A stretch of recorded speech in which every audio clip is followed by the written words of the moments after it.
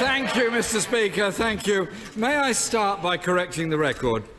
Last night I suggested this was the largest government defeat since the 1920s. I would not wish to be accused of misleading the House, because I've since been informed that it is in fact the largest ever defeat for a government in the history of our democracy.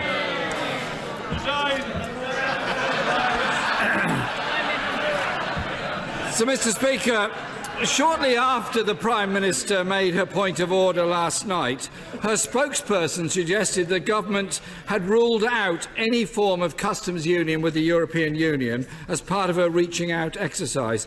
Can the Prime Minister confirm that's the case? Can I say to the right honourable gentleman that the exercise that I indicated last night is, as I said, about listening to the views of the House, about wanting to understand the views of parliamentarians, so that we can identify what could command the support of this House and deliver on the referendum. And what the government wants to do is, first of all, to ensure that we deliver on the result of the referendum. That's leaving the European Union. And we want to do it in a way that ensures we respect the votes of those who voted to leave in that referendum. That means ending free movement. It means getting a fairer deal for farmers and fishermen. It means opening up new opportunities to trade with the rest of the world. And it means keeping good ties with our neighbours in Europe. Jeremy Corbyn. Mr. Speaker, my question was about the customs union. The Prime Minister seems to be in denial about that, just as much as she's in denial about the decision made by the House last night. I understand the Business Secretary told business leaders on a conference call last night, we can't have no deal for all the reasons you've set out. Can the Prime Minister now reassure the House, businesses and the country and confirm that is indeed the government's position, that we can't have no deal? I think that the point that the Business Secretary is making, and that he has made previously, is that if you don't want to have no deal, you have to ensure that you have a deal. Now, I will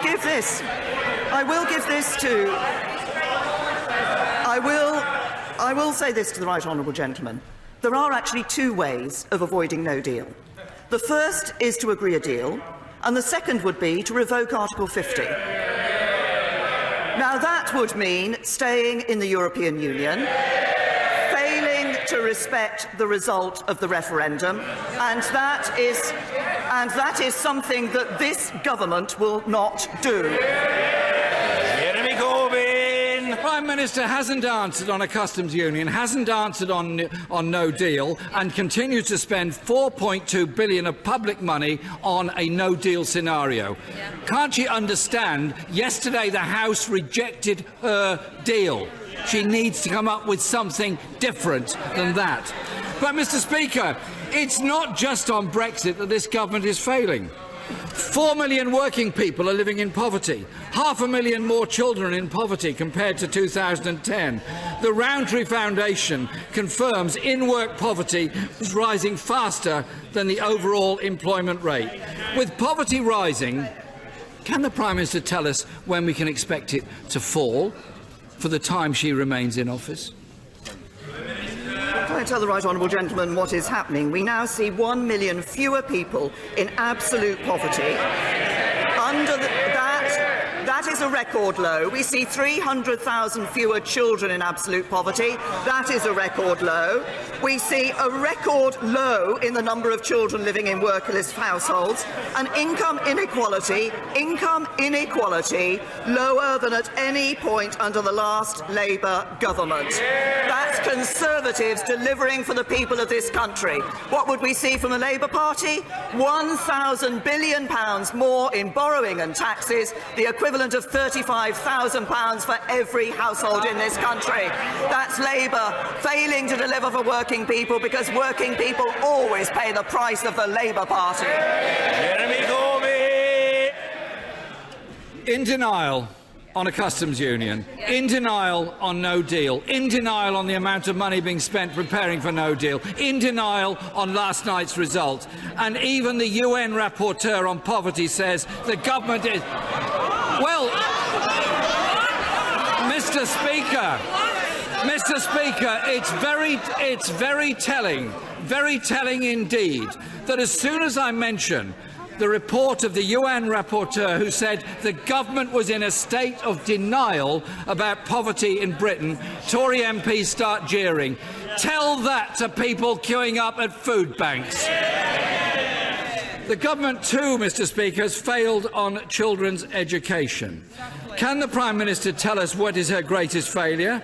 Is it that education funding has been cut by £7 billion, per pupil funding fallen by 8%, sixth form funding cut by a fifth, or that the adult skills budget has been slashed by 45%? Which is it, Prime Minister? Hundreds of free schools, a reformed curriculum, 1.9 million more children in good or outstanding schools, narrowing the attainment gap for disadvantaged children. This is a government that is delivering the education that our children need for their future. But I say to the right honourable gentleman, he talks about being in denial. The only person in denial in this chamber is him, because he has consistently failed to set out what his policy on Brexit is. I said to him last week that he might do with a lip reader. I think when it comes to his Brexit policy, the rest of us need a mind reader. Jeremy Corbyn. Mr Speaker, the Prime Minister is very well aware that we want there to be a customs union with the EU. She seems to be in denial about that. But one of the problems she has on her denial is the flagrant disregard for facts and statistics. And the Statistics Authority has written to the Department of Education 4 times to express their concern about the use of dodgy figures by her ministers. When police officers told the then Home Secretary not to make more cuts to police, that Home Secretary accused them of crying wolf. With 21,000 fewer police officers and rising crime across the country, does the Prime Minister accept that the then Home Secretary got it wrong? I say to the right honourable gentleman, of course, as we look at what is happening, particularly at what is happening on knife crime and serious violence, we recognise the need to take action. That's why we've introduced the Offensive Weapons Bill, and it's why my right honourable friend, the Home Secretary, has introduced the Serious Violence Strategy. We are also making nearly £1 billion more available to police forces over the next year. But I also say to the right honourable gentleman, yet again in all of these questions about public services, he only ever talks about the money that's going in. What matters with the police is the powers that we give them as well. And what was it when we came to the issue of knife crime? When we came to the issue of taking more action at criminals who were involved in knife crime, when we said that if somebody was caught on the streets for a second time for a knife crime, they should be sent to prison, what did the right honourable gentleman do? He voted against. He doesn't support our police. He doesn't support our security. Jeremy Corbyn. Increased the number of police on our streets. It was a Labour government that brought in safer neighbourhoods. It was a Labour government that properly funded the police force. It's the Tories that have cut it. Ask anyone on any street around this country, do they feel safer now than they did 8 years ago? I think we all know what the answer would be. It was that Home Secretary that not only attacked the police with that, but also created the hostile environment and the Windrush scandal. She promised to tackle burning injustices. She's made them worse, as Windrush showed. More homelessness, more children in poverty, more older people without care, longer waits at A&E, fewer nurses, rising crime, less safe streets, cuts to children's education. This government has failed our country. It cannot govern, cannot command the support of most people facing the most important issue at the moment, which is Brexit. They failed again and lost the vote last night.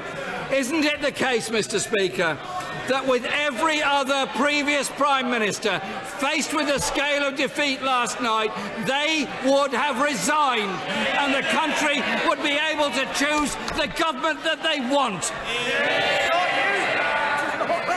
The right honourable gentleman in that peroration talked about the importance of the issue of Brexit that is facing this country. Later today we're going to have the no confidence debate. He has been calling for weeks for a general election in this country, and yet on Sunday, when he was asked in a general election would he campaign to leave the European Union, he refused to answer. Not Not once, not twice, not 3 times, but 5 times he refused to answer. So on what he himself describes as the key issue facing this country, he has no answer. The Leader of the Opposition has let anti-Semitism run riot in his party. He would abandon our allies, weaken our security and wreck our economy, and we will never let that happen.